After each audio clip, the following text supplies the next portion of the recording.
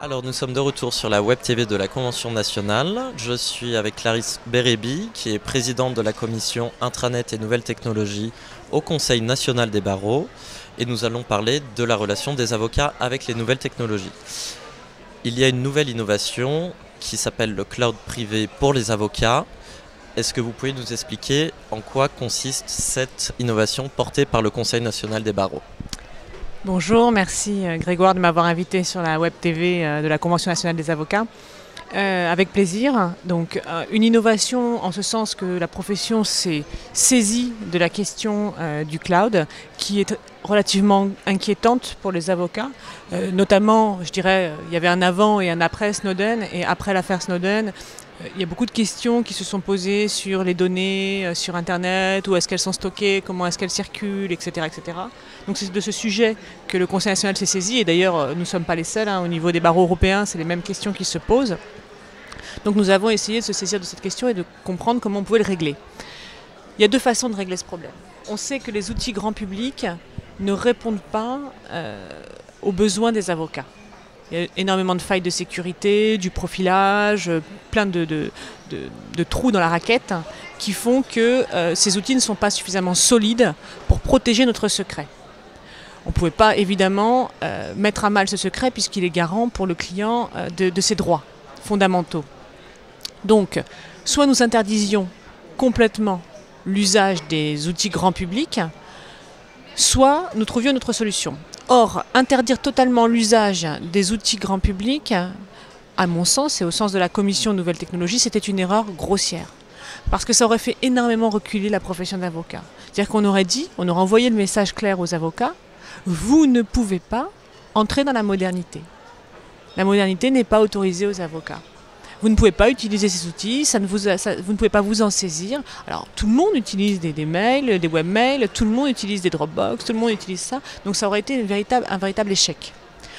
On se serait retrouvé face à un mur. Et pire encore, on aurait créé un déficit de compétitivité puisque nos clients utilisent ces outils.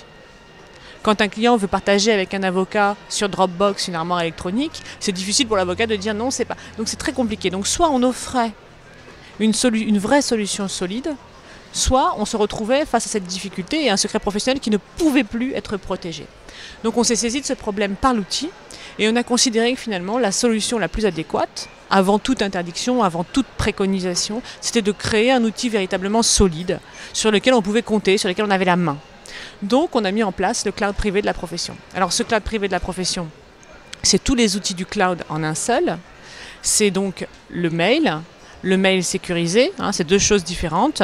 Le mail traditionnel, comme vous le connaissez, le mail sécurisé, c'est-à-dire que vous adressez un mail à une personne, mais vous voulez vraiment vous assurer que ce soit bien elle, qu'il n'y ait pas de difficulté sur la personne qui le lit.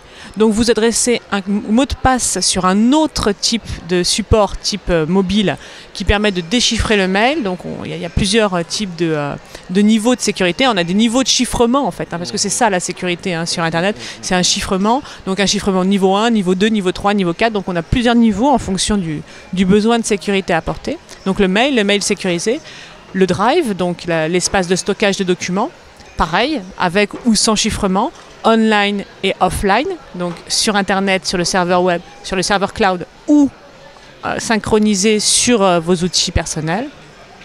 L'agenda, puisque là aussi c'est un outil qui ne doit pas se retrouver dans la nature. Les tâches, la vidéo, le Messenger, le cas échéant, enfin voilà, tous les outils du cloud présentés. Donc on a travaillé avec une entreprise qui est une entreprise 100% européenne, qui travaille avec le cloud souverain Numergy, qui est un cloud français, qui est hébergeur de données de santé, donc qui est ce qu'on appelle un hébergeur d'intérêt vital avec un certain nombre de garanties qui sont offertes sur ces éléments. Et qui dépendent de la loi française, donc au niveau de la protection des données, on ne peut pas se dire que c'est une autre législation, par exemple américaine, qui est beaucoup plus plus ouverte sur la possibilité d'avoir accès aux données, notamment des avocats. Donc exactement. De ce côté-là, il y a une sécurité qui est offerte. Exactement, ça a été dit, le marché américain a perdu énormément de parts de marché après l'affaire Snowden justement, puisqu'il y a eu des prises de conscience. Bon, évidemment, on connaissait le Patriot Act et ce genre d'éléments, mais là, effectivement, les failles et je dirais les backdoors, comme on dit dans ce jargon, ça n'a pas du tout été apprécié par la majorité des clients, et notamment européens, qui ne sont pas habitués à ça. Mais au-delà de ça, nous, ce qu'on voulait véritablement, c'était un hébergeur français et sur lequel on maîtrise, parce qu'on voulait aller vraiment très loin. C'est-à-dire qu'aujourd'hui, le cabinet d'avocat, il n'est plus dans les 4 murs du cabinet d'avocat. Et c'était ça le problème. C'est-à-dire que même, par exemple, en matière de perquisition, on sentait bien qu'il y avait des soucis, puisque le cabinet, il n'est plus dans les 4 murs du cabinet d'avocat. Or, la loi pénale protège physiquement le cabinet d'avocat. Donc, la dématérialisation a beaucoup d'impact par rapport à nos textes actuels. Donc, un des éléments, c'est de dire, voilà, on est souverain sur ces données, elles sont chiffrées avec un niveau de chiffrement qui fait que même les administrateurs du cloud ne sont pas susceptibles de les lire, et c'est le Conseil national des barreaux, en tant qu'institution nationale, qui garantit ces éléments. D'accord. Alors je crois qu'il y a une autre innovation qui est l'acte d'avocat natif, qui bénéficie aussi de cette dématérialisation. Là encore, on a créé un coffre-fort pour protéger les documents de l'avocat. Alors effectivement, là on est totalement sur une autre chose. Ça a été voté un peu plus tôt dans l'année 2014 également.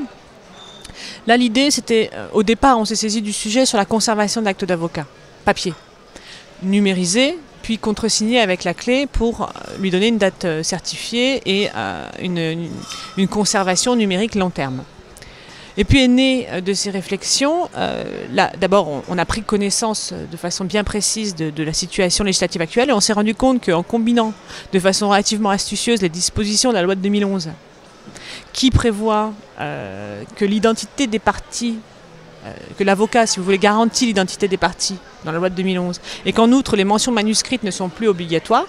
Donc ces dispositions de la loi de 2011 combinées au code civil qui depuis 15 ans permet un acte électronique natif et qui est relativement peu utilisé dans la pratique, on s'est rendu compte qu'en combinant ces deux choses, on pouvait créer un acte d'avocat électronique natif dont la valeur probante était finalement presque plus forte qu'un acte papier, pour plusieurs raisons. La première, c'est qu'aujourd'hui, les conservations de papier sont devenues très compliquées, les gens sont beaucoup plus mobiles, finalement les risques d'altération sont beaucoup plus importantes que sur le numérique. Vous avez en plus des garanties de lisibilité dans le temps du document. C'est-à-dire qu'à titre d'exemple, si vous avez un PDF aujourd'hui, on est sûr dans le cadre des hébergements que nous avons prévus que le document dans 40 ans sera lisible quand bien même Acrobat n'existait plus. Donc c'est des détails comme ça, mais ça donne, si vous voulez, une force supplémentaire au document. Et on s'est rendu compte surtout que l'avocat pouvait se positionner vis-à-vis des parties signataires à l'acte, comme un intermédiaire de confiance, ce qu'il est déjà, mais dans l'environnement numérique. Autrement dit, vous avez deux parties qui vont signer un acte, même si elles ne se sont jamais vues, dès lors qu'elles sont des avocats qui les ont vues, qui les identifient, qui sont capables de les identifier par un certain nombre de choses que l'on fait déjà dans l'environnement papier, eh bien l'avocat peut délivrer un certificat de signature à cette partie et garantir à l'autre que c'est bien la bonne partie. Donc on peut signer des actes dans un environnement où les gens ne se voient pas, de façon totalement asynchrone, c'est-à-dire pas forcément tous au milieu de la table au même moment, et à des endroits qui sont à un moment T, à des endroits différents, en France ou sur la planète. Donc voilà l'élément très fort de cet acte d'avocat électronique natif. Et si on parle du futur, dans quel sens imaginez-vous le futur, les futurs projets pour les avocats au niveau de la dématérialisation et du numérique? Je crois qu'on a la chance de vivre tous ensemble une transition numérique. J'ai la chance d'être au cœur de ces sujets pour la profession d'avocat. C'est extrêmement exaltant. Des projets, on en a tellement qu'il va falloir choisir. C'est la raison pour laquelle on a modifié notre approche et qu'on a décidé justement de faire un plan stratégique numérique régulièrement qui sera voté par l'Assemblée générale des avocats et qui permettra de donner une ligne sur la façon dont la profession voit la transition numérique. Il y a des choses qu'on a déjà positionnées dans le plan stratégique numérique qui a été voté en mars 2014 et donc sur lequel il faut dérouler. C'est le cas du cloud, c'est le cas de l'acte électronique natif, c'est le cas de la plateforme Ibaro. Ibaro aujourd'hui est un échange de mails entre avocats et juridictions. Nous avons évidemment devoir passer sur une plateforme de travail collaboratif avec des droits d'accès. C'est un chantier qui est en cours avec la chancellerie. C'est naturellement un peu plus long, parce qu'en face de nous, c'est beaucoup de greffes, très disparates, très protéiformes. On n'a pas du tout la même approche que sur les dossiers qui sont purement, je dirais, sous la gouvernance de la profession d'avocat. Là, on est en lien direct avec la chancellerie, donc c'est très différent. Donc évidemment, ça, c'est des projets qu'on va dérouler et qui sont la suite du premier plan numérique. Il y en a un autre qu'on a, je dirais, effleuré au cours du précédent plan numérique, mais qui sera probablement un des enjeux des outils numériques de demain, c'est l'aide juridictionnelle, sur lesquels évidemment il y a eu un très bel atelier pendant cette convention sur cette question. Je ne sais pas s'il sera revisible en ligne, mais où les Espagnols sont venus nous montrer ce qu'ils avaient réussi à faire en utilisant les données de façon extrêmement rapide sur l'aide juridictionnelle et la possibilité d'accélérer le temps de traitement d'un dossier d'aide juridictionnelle grâce à l'utilisation des données en ligne. Donc sur ce sujet, je pense qu'on a un vrai chantier qui va s'ouvrir à nous. Donc on a énormément de choses, pour l'avocat dans son quotidien évidemment aussi, énormément de projets. Je pense qu'on n'est qu'au début d'une grande aventure en matière de numérique.